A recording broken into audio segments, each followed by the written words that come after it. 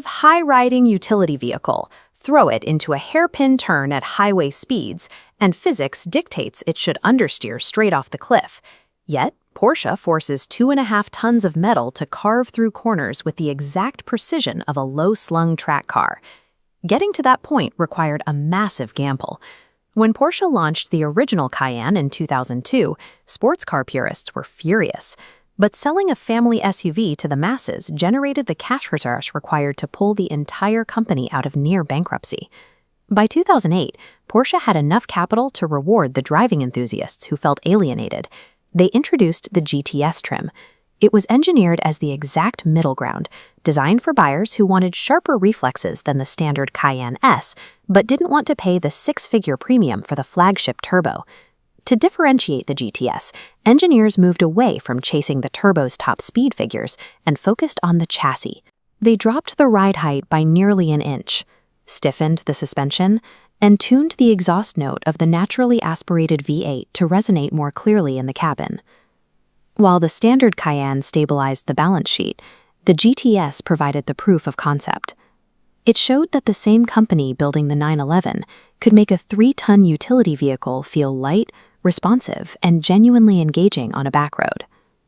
Today, that engineering lineage leaves us with a chaotic used market. Depending on the generation, you can find a Cayenne GTS listed from $15,000 to well over $120,000. This chart shows luxury vehicle depreciation. A $100,000 SUV plummets in the first decade, shedding its value as the warranty expires. When this line flattens out between 10 and 15 years, it's the danger zone. Minimum purchase price perfectly intersects with maximum mechanical risk. This creates a difficult choice for the second or third owner.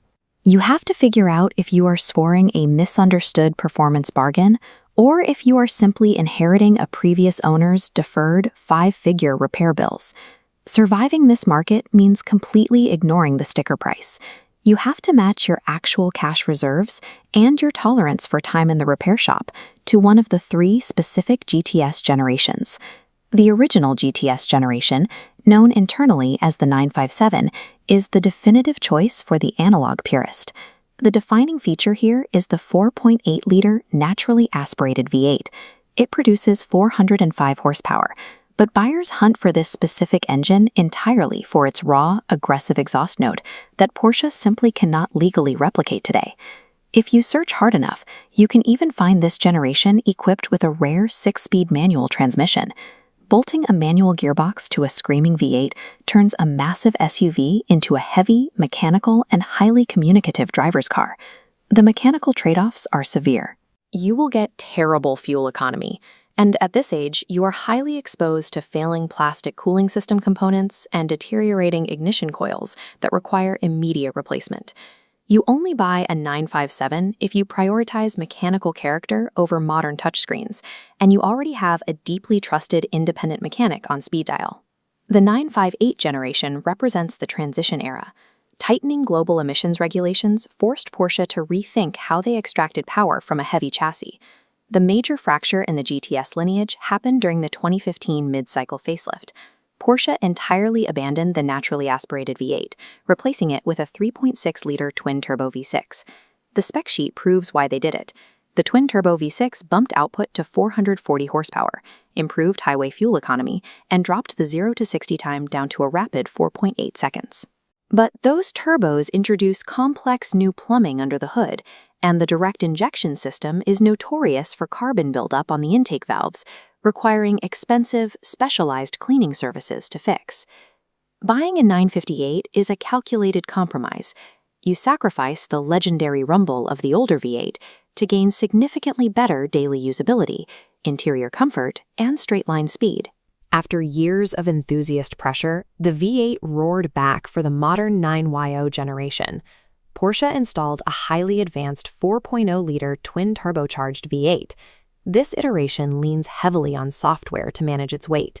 By integrating Porsche Active Suspension Management and the Sport Chrono package as standard, the car reads the road in milliseconds, allowing it to glide over potholes in comfort mode and stay completely flat through tight corners on a track. The performance metrics rival actual supercars. It pushes up to 493 horsepower and completes the sprint to 60 in just 4.2 seconds. The absolute barrier here is capital. Avoiding the mechanical risks of the older models means paying a massive upfront premium at the dealership and absorbing the steepest, most punishing segment of the depreciation curve yourself. The newest GTS offers a high-tech blend of luxury and blistering speed. It is strictly reserved for buyers who have the financial bandwidth to fund it. Regardless of which engine you choose, every single Cayenne GTS shares a universal financial reality. Forcing a heavy vehicle to handle like a 911 extracts a harsh physical toll on the hardware. High cornering grip is entirely reliant on the tires. To maintain adhesion, the massive, low-profile performance rubber is constantly deforming and rapidly shedding material, requiring frequent, expensive replacements just to keep the car safe in the rain. Stopping that much mass requires oversized rotors and massive brake pads. These high-friction materials wear out significantly faster than the brakes on a standard commuter SUV, and a full replacement will easily cost thousands of dollars. The incredible ride quality comes from a highly sophisticated air suspension system. As the airbags dry out and the compressors age, they eventually fail, leading to punishing, mandatory repair bills just to keep the car off the ground. The true cost of owning a GTS is never the purchase price. It is the relentless, accelerated consumption of these high-end wear items. If you are going to absorb those maintenance costs, you have to ensure the GTS actually delivers more value than its direct German rivals, available for the exact same money. The Porsche wins on steering feel. The BMW X5M delivers sheer brute force muscle and wildly aggressive acceleration, but the Cayenne offers an unusually precise, communicative steering rack that lets you feel exactly what the front tires are doing. Mercedes takes a different approach. The AMG GLE 63S isolates you in a plush, ultra-luxurious cabin designed for immense straight-line highway speed, whereas the Porsche constantly engages you as a driver, demanding your attention on tight roads. From a financial perspective, the Porsche badge holds a major advantage. Even with high running costs, historical data shows the GTS trims retain their resale value far better than equivalent AMG or M models on the secondary market. Rival SUVs will easily beat the Cayenne on paper with higher horsepower figures. But for buyers who prioritize handling precision and chassis balance over spec sheet bragging rights, the GTS remains the definitive choice. This flowchart maps out the exact decision you need to make. You have to choose your absolute highest priority. Do you want mechanical character or flawless modern tech?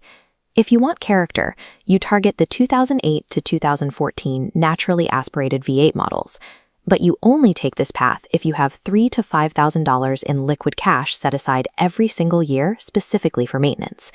If you want modern tech, Apple CarPlay, and blinding speed, you follow the path to the 2021 or newer twin-turbo V8s.